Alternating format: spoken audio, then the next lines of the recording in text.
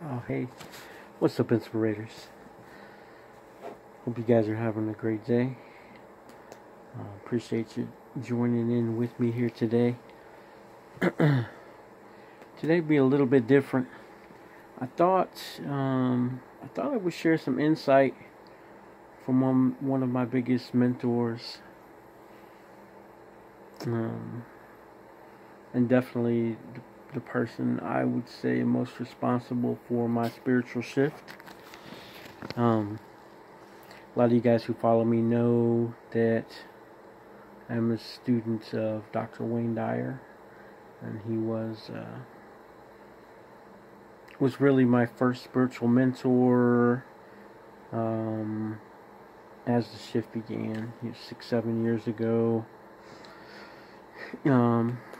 And we'll go into a little bit of story of that, but I was actually I'll share this with you. I was actually going through some papers and came up with something super interesting that I think you guys will also find inspirational.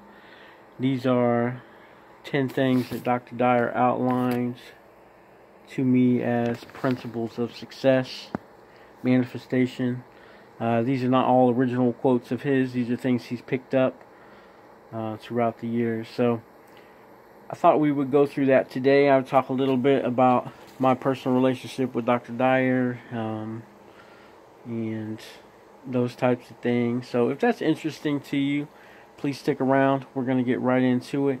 But if you haven't already, please hit the subscribe button. And if you like the video, like it. And if you love it, share it. And hit that little bell symbol over to the side there. That's the way that you'll get notifications when I put out new videos. And as you guys know, I am dedicated to putting out a new video every single day. So you'll definitely want to know when that pops up. So that being said, we're going to get right into the content today. As I said, I was looking through some stuff. As I do, you guys are privy to my 5 a.m. habit, where I do study and all those things in the morning, but I also do it at night.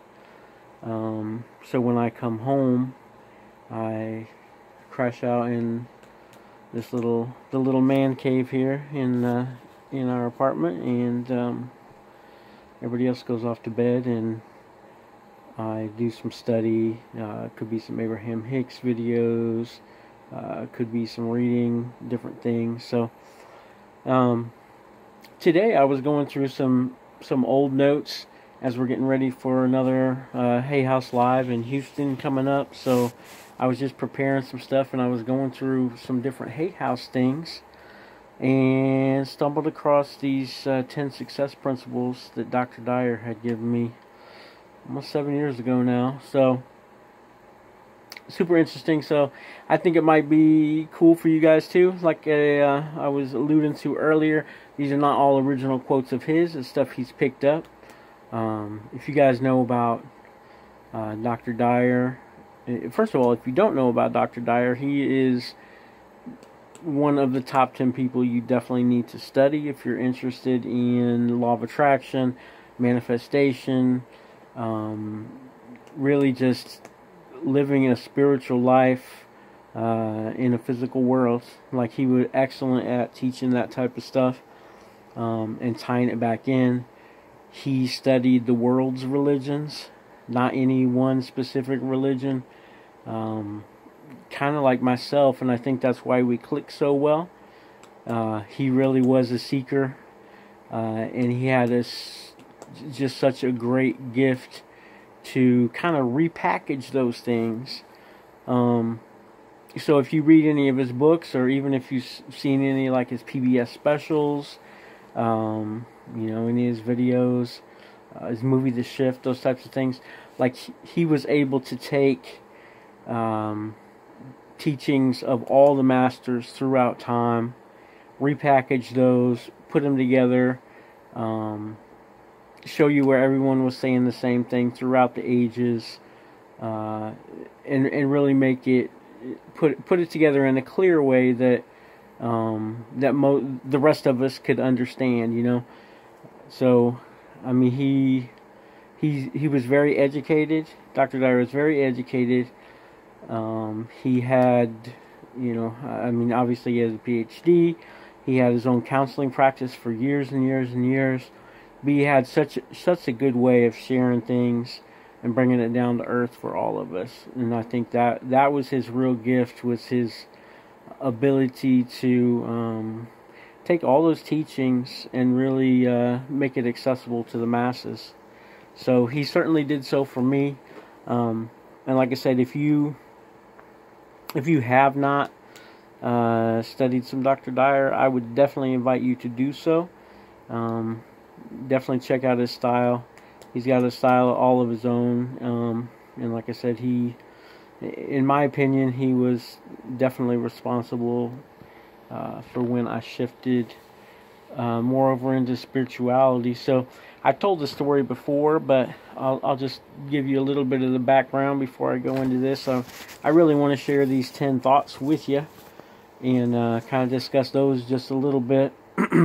But I will give you a little of the background. So I was, obviously you guys know I'm a signed hip-hop artist, and I have been for a while. I was actually not looking to write a book, not looking to particularly any kind of huge shift. Now I will say, if you guys have been along with me, you know I am a seeker. I've studied the world's religions in college. I studied philosophy, world religions, all those things. So that's always been interesting to me. But that being said, I was perfectly fine where I was at, you know. I was a hip-hop artist and, you know, touring the United States and the world as a supporting artist act, and recording and radio DJ, and just doing all kind of music stuff and creative stuff. You know, I did graphic design and did, like I said, I do DJ, and I was busy doing the creative things and living life and expanding. And little did I know that put me in a perfect spot to receive this message, you know.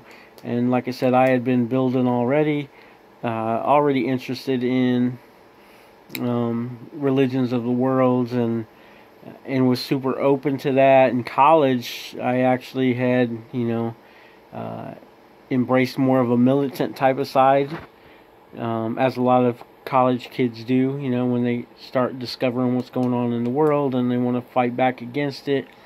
I also toured with Public Enemy, if you guys are familiar with them.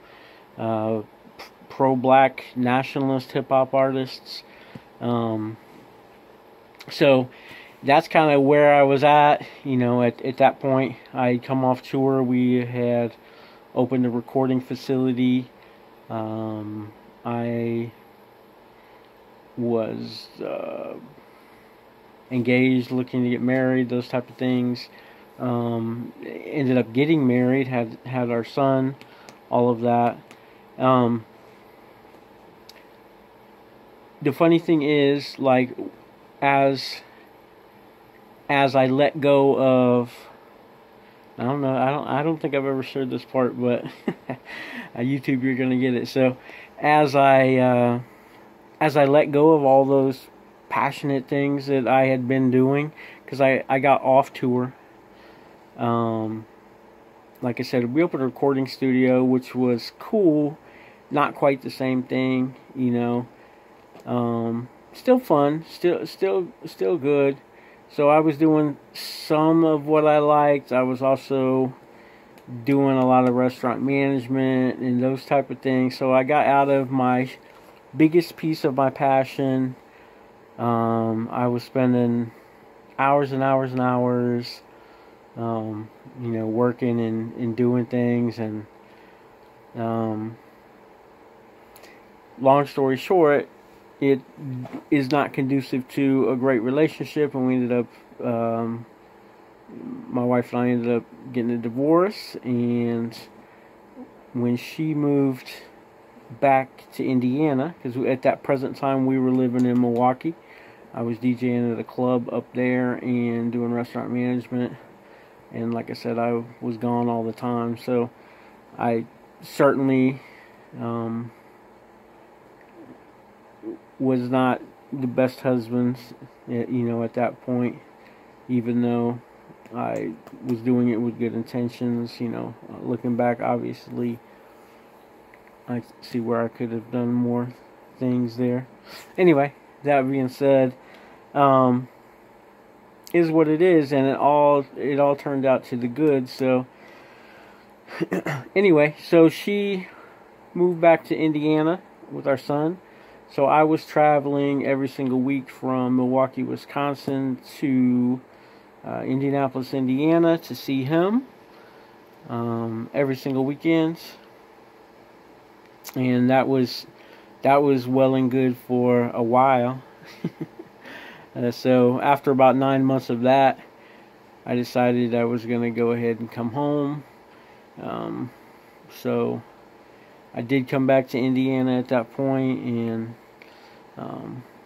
started doing some other stuff, and really got into nonprofit work, and it's where I started helping kids actually through the Boy Scouts, and so started kind of getting back into some more passionate stuff, and was really open and ready to receive. I started talking to a female who actually is a professional writer, and she was looking to publish with Hay House, and she ended up being invited to go to a writers conference on Maui, which is where Dr. Dyer lived. So the conference was there. We ended up meeting up with Dr. Dyer and a whole bunch of the Hay House folks, Louise Hay, Reed Tracy, who's the publisher there, a bunch of the other writers, Hay House writers, all at that conference. So, and I immediately clicked really with everyone, but Wayne actually took a super liking to me, and I think it's because of our mutual backgrounds and interest in world religions and philosophies and those type of things. So it was awesome, and I mean, like I said, it was great from the beginning. We got back to the States, or to mainland, and he emailed me, and I don't even know what possessed me, honestly. Spirit spoke to me, I guess, and because I would never be so bold anyway, but literally I just asked him if he would be my coach or mentor, and at that time he wasn't. In fact, I don't think he ever did any coaching per se, not under that title, but he did agree to be my mentor, and he was encouraging me to write a book. In fact, write 2 books. He really liked some of the stuff that I was, how I was resonating and how I had a hip hop background. He always told me that that's something that he didn't have. He could speak to middle class white America really, really well, but he was interested in coming from a hip hop background and having more the ear of the youth. He thought I could do. I could really impact, and so he encouraged me to do that and to start writing a memoir. And at that point, which is about 6 years ago now, in his opinion, he said I was about halfway through my memoir, but I need to get it down before all the details go away, as he said. So I did start that, and that memoir is called On Pens and Needles. and I would say at this point it's about 3/4 done. We're still waiting for the grand punctuation. Not sure when that's going to be, but I feel like I'll know when it hits, if you know what I mean. So that's just a little bit of background of Wayne and I. Obviously, Wayne, very shortly after that, we worked together about 10 months. He began getting sick and was diagnosed with cancer, and he really focused 100% of his energy during that time on getting his mind right, and he totally believed that he could heal himself, and he eventually was able to. Of course, he did pass away from other complications eventually down the road, but he was able to heal himself of the cancer. He was declared cancer-free. And he has a ton of experiences. Like I said, if you're not familiar with Dr. Dyer's work and his legacy, please do yourself a favor and check that out. He's got a super inspiring story all his own. So I don't want to do any disservice and miss out any pieces, because it's humongous. It's amazing. So, but that's kind of how we got together. Like I said, through that, I got my connection with Hay House. Also through that, I got my connection with Esther and Jerry Hicks, who, before I was even following them, Wayne introduced me to Jerry, and then Jerry introduced me to Esther. And that was before I had even heard. In fact, I was actually fighting a little bit against that, because at that point I was not open. I was not open to it. You know what I mean? The funny thing is, once I actually heard a recording of Esther and Abraham, like, I couldn't get enough of it. I'm sure a lot of you guys are probably the same. Like, literally, I probably binge listened to and watched 6-7 hours worth of it. Like, I could not get enough of it.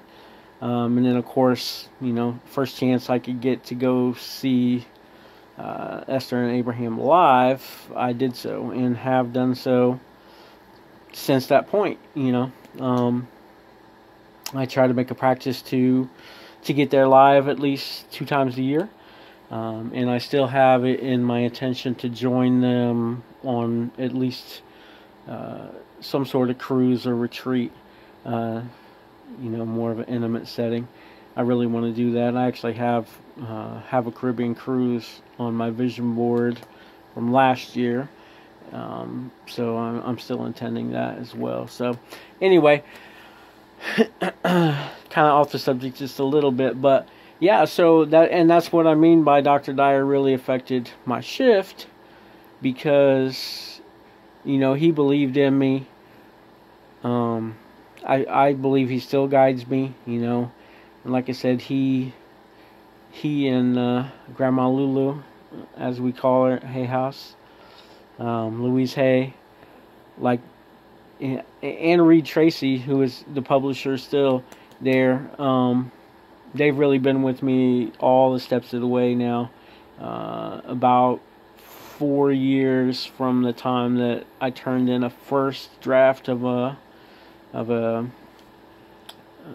wasn't even a full-on transcript or anything like that. Like, it was just a manual. But yeah, so we shall see. Obviously, they do hold two of my books right now. They own the rights to, so they could get published as early as first quarter 2020. So and that would be Finding Your Silver Linings and Above the Fray. So Finding Your Silver Linings is the first book that Dr. Dyer was really encouraging me to get, put pen to paper and get put down. And then, like I said, the other one is my memoir, which is about 3/4 done, and that's called On Pens and Needles, which is a remembrance and a kind of ties together writing, music. It's double entendre, you know, on pins and needles, like excitement, and also on ink pens and turntable needles. So, that being said, you know, like I said, Dr. Wayne, he did pass away, but his legacy is still with us. I was going through my Hay House folders. Like I said, we're getting ready for another Hay House Live in Houston coming up, and came across some of these these 10 success tips, and I thought I might share them with you as well. Some of them are a little hard to write, so to read, so bear with me. Like I said, these are not his direct quotes per se. But they're things he had collected throughout the years that he lived by. And he really thought that these precepts, these principles, were the top 10 things throughout history that he really tried to live by. And he thought that if I or anyone else would live by those, it would lead to a successful life. So, that being said, I'm not sure that there's a particular order, but I do have them written down, you know, 1 to 10 as he gave them. So I'll just go through them in that order. But like I said, you know, just let me know what resonates with you. Feel free to comment down below. If you've got a Dr. Dyer story, I don't know, has anybody ever seen Dr. Dyer live? Anyone else out there? Let me know what you experienced with him. I'd love to have a personal chat and share that. That's one of the great things about these Hay House events is, you know, lots of us, you know, knew both Dr. Dyer and Louise for years, you know, and it's always fun to do that stuff. So, but if you have something, please let me know, or let me know where he first touched you. It might have been a PBS special, videos, books. I mean, he's worldwide and very well respected. So, alright, that being said, let's get into it. The very first one, interestingly enough, is all the way back from the 10th century. It's a quote from a philosopher named Tolopa. And you will notice that this quote has been reinterpreted several times by several masters throughout the ages. But he quotes from the original text here, where he studied it. And it says, as Tolopa wrote, "Have a mind that is open to everything, yet attached to nothing." And you may, like I said, you'll definitely recognize that Lao Tzu said something very similar, that Buddha said something very similar. You know, Krishna says something really similar. Jesus says really similar things to that. Masters throughout the ages have definitely echoed that sentiment, and I think that's one of the reasons why Dr. Dyer put that on his top 10 success tips, principles, things that he had learned throughout his lifetime that he really thought you could live by. So once again, have a mind that is open to everything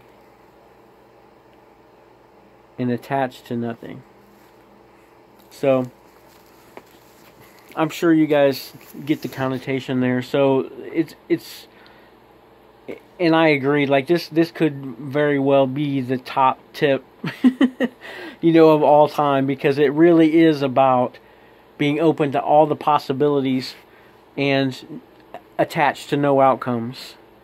You know, so as long as you believe something is possible, it is. And when you don't attach yourself to any outcome, then it comes.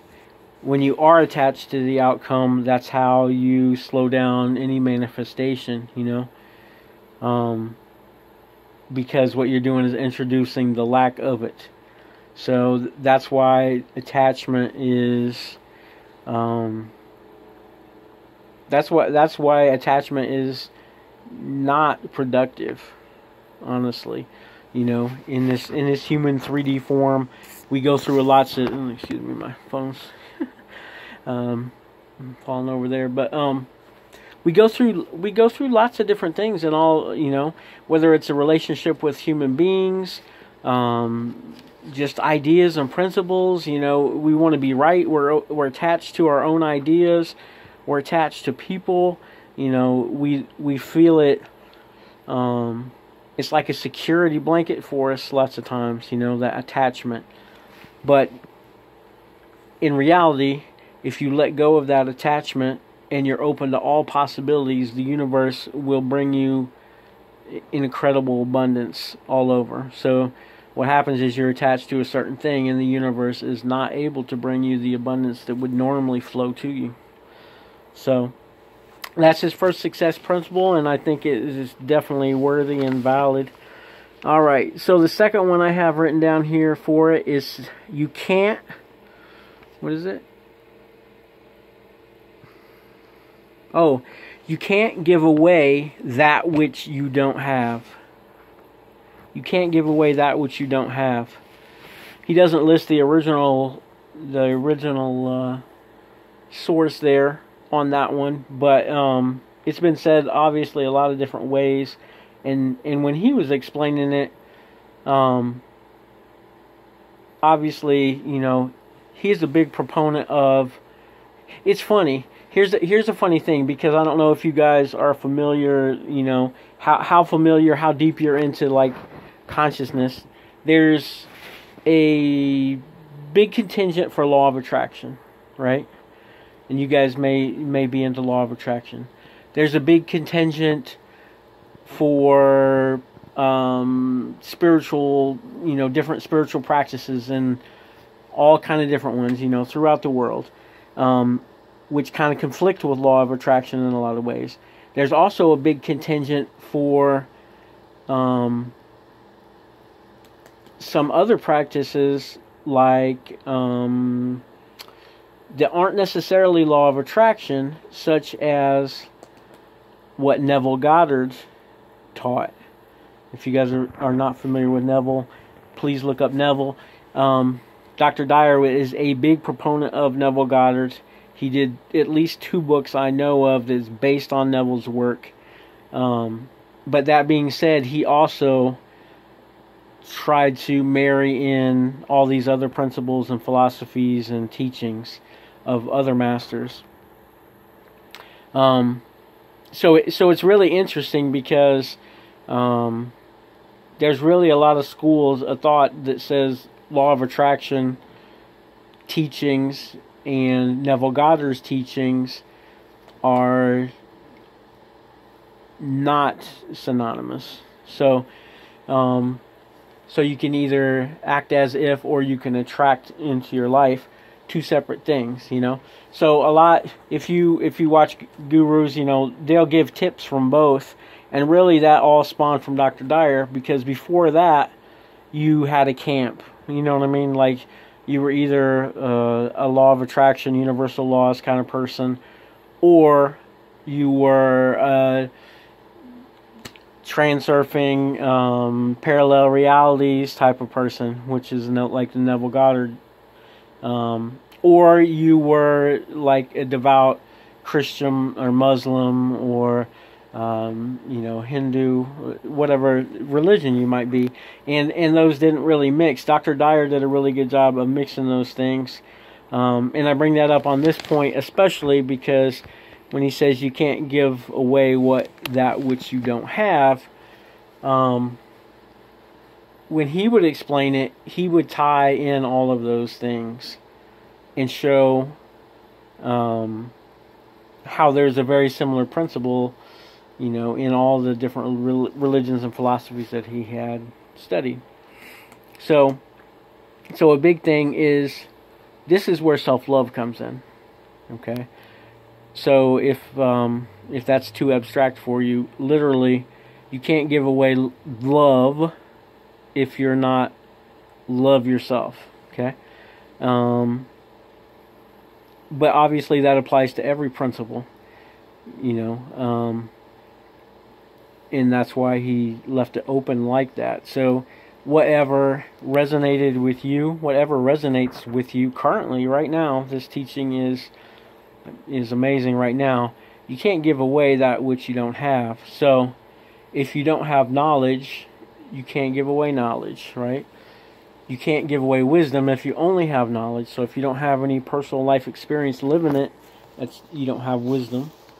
You only have knowledge. So you can give away knowledge, but you can't give away